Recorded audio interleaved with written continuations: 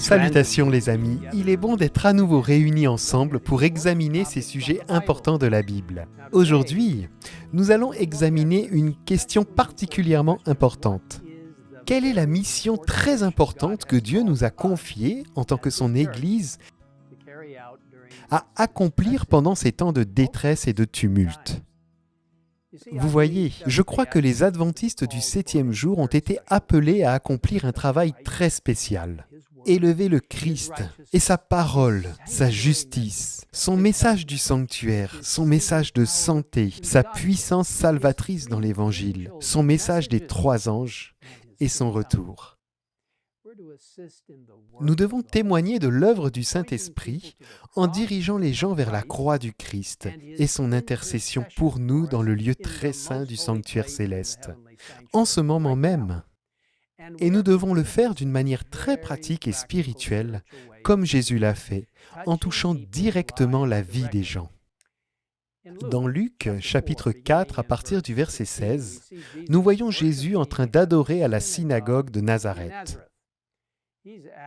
On lui demande de lire les Écritures et on lui remet le rouleau d'Ésaïe. En ouvrant le livre, il lit à partir d'Ésaïe 61, le verset 1 et la première partie du verset 2 qui dit « L'Esprit du Seigneur, de l'Éternel est sur moi, parce que l'Éternel m'a consacré par onction pour annoncer de bonnes nouvelles aux pauvres.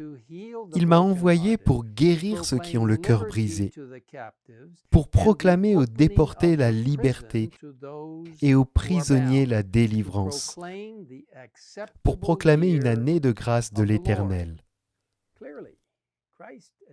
Il est clair que le Christ s'identifie comme loin, le Messie, et définit sa mission.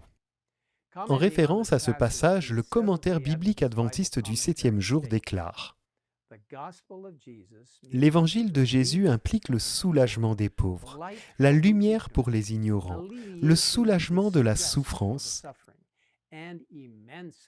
et l'émancipation pour les esclaves du péché. » Vous voyez, le ministère du Christ est un ministère très équilibré qui aidait dans un sens temporel, soulageant la souffrance là où il le pouvait, mais toujours avec des résultats spirituels éternels. Il est venu pour soulager les prisonniers, et non au sens propre, mais ceux qui étaient prisonniers de Satan.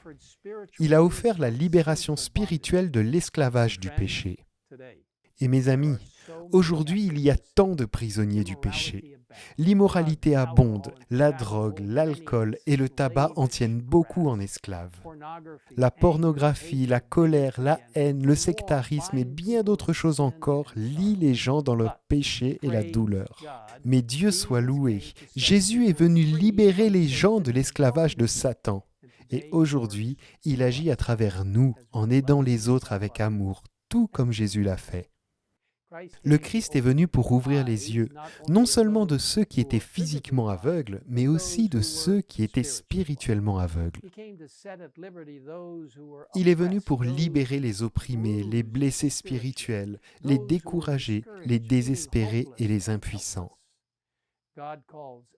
Aujourd'hui, Dieu nous appelle à tendre la main à ces personnes avec espoir et guérison, en les dirigeant vers le Sauveur, celui qui peut les guérir et qui peut transformer leur cœur. Jésus est venu pour libérer les gens du lourd fardeau du péché et des restrictions rabbiniques oppressives qui ont souvent obscurci la véritable mission du Messie. Vous voyez, les dirigeants juifs cherchaient un autre Messie, un Messie qui les sauverait de la tyrannie romaine et qui apporterait des réformes sociales. Mais Jésus a clairement déclaré « Mon royaume n'est pas de ce monde. Si mon royaume était de ce monde, mes serviteurs auraient combattu. » Le livre Jésus-Christ, à la page 506, nous en dit plus. Jésus vivait sous un gouvernement corrompu et tyrannique. On voyait partout des abus criants, des extorsions, de l'intolérance, d'horribles cruautés. Cependant, le Sauveur ne tenta aucune réforme politique. Il n'attaqua pas les abus nationaux. Il ne condamna pas les ennemis de sa nation. Il ne s'ingéra pas dans les affaires de l'autorité et de l'administration du pouvoir en exercice. Celui qui est notre modèle se tient à l'écart des gouvernements terrestres. Non qu'il fût indifférent aux maux des hommes, mais parce que le remède ne résidait pas uniquement dans les mesures humaines et externes. Pour réussir, il convient d'atteindre les individus et de régénérer leur cœur. C'était le point central de la mission du Christ. Et par la puissance du Saint-Esprit, il doit être le point central de chacun de nous. Notre mission est clairement identifiée par l'inspiration divine. Là où il nous est dit, dans un sens particulier, les adventistes du 7e jour ont été placés dans le monde comme des sentinelles et des porteurs de lumière. C'est à eux qu'a été confié le dernier avertissement destiné à un monde qui périt. C'est sur eux, c'est-à-dire les adventistes du 7e jour, que brille la merveilleuse lumière qui jaillit de la parole de Dieu. Une tâche d'une importance solennelle leur a été confiée, la proclamation des messages des 3 anges. Ils ne doivent pas laisser leur attention s'en détourner. Ici, ces messages centrés sur Jésus fournissent ce dont le monde a le plus besoin.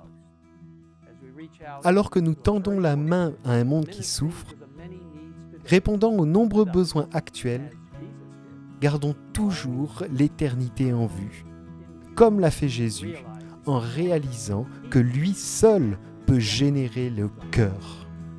Prions ensemble. Père Céleste, nous te remercions car tu as le pouvoir non seulement de créer, mais aussi de recréer. Nous te remercions pour avoir transformé les cœurs. Nous te remercions pour la capacité surnaturelle qui vient quand nous tombons simplement à genoux et permettons au Saint-Esprit de nous transformer de manière surnaturelle. Une véritable connexion avec toi. Seigneur, bénis chacun d'entre nous. Alors que nous accomplissons ta mission d'atteindre les gens et de toucher leur vie physiquement, mentalement, socialement et spirituellement, tout comme Jésus a apporté le soulagement du péché et de l'oppression résultant de l'esclavage de Satan.